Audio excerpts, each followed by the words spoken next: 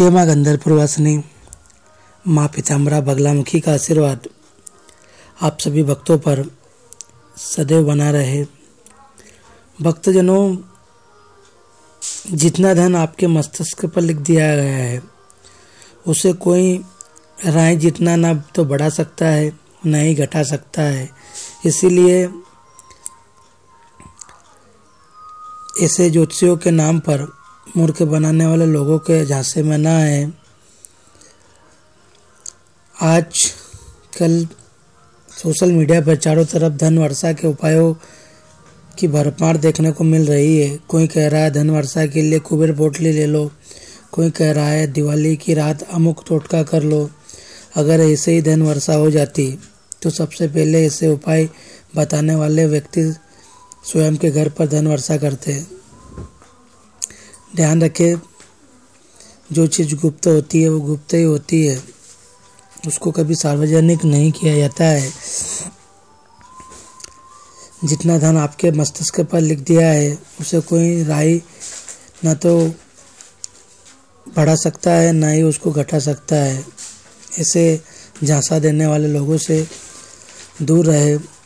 एक दृष्टांत स्मरण में आता है, उसे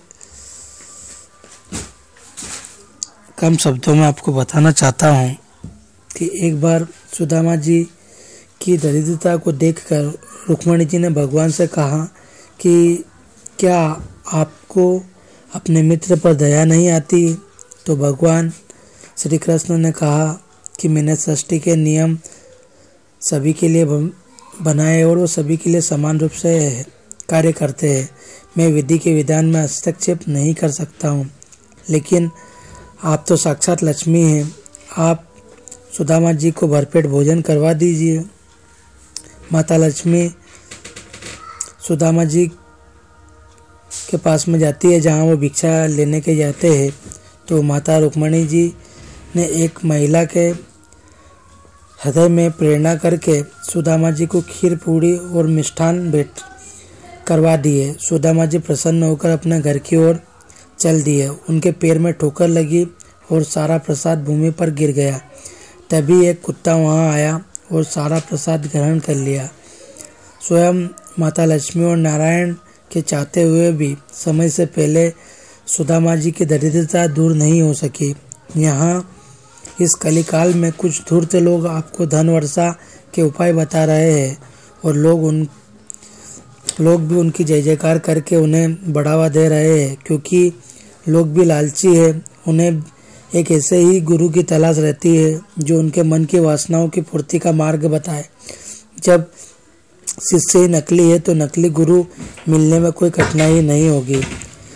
अपने ज्ञान चक्षुओं को जागृत करें और लालच से सावधान रहें। सोशल मीडिया पे बहुत ही भ्रामक जानकारियाँ होती है, इसीलिए आप हमेशा जागरूक होकर किसी के पास में जाएं, क्योंकि देखिए टोने टोटके से जीवन में परिवर्तन नहीं आएगा। अगर आप जीवन में बहुत परेशान हो गए हैं, जगह जगह भटक चुके हैं और अपनी समस्याओं का हल पाना चाहते हैं, तो आप साधना के मार्ग पर आगे बढ़े। आप माँ पीताम्बरा बगलामुखी की साधना लेकर के स्वयं साधक बने और अपनी साधनाओं के माध्यम से जीवन में आने वाली समस्याओं को हल करें। देखिए, जीवन में परिवर्तन करना चाहते हैं तो आपको साधना के मार्ग पर आगे बढ़ना होगा। आप सोचेंगे कि टोने टोटके से जीवन में परिवर्तन आए, तो ये संभव नहीं है। पांडवों ने भी माता बगलामुखी की साधना आराधना की थी। उनके पास तो भगवान श्री कृष्ण साक्षात थे। वो चाहते थे टोने टोटके बता देते, उनको लंबी चौड़ी साधनाएं करने का विधान क्यों बताया।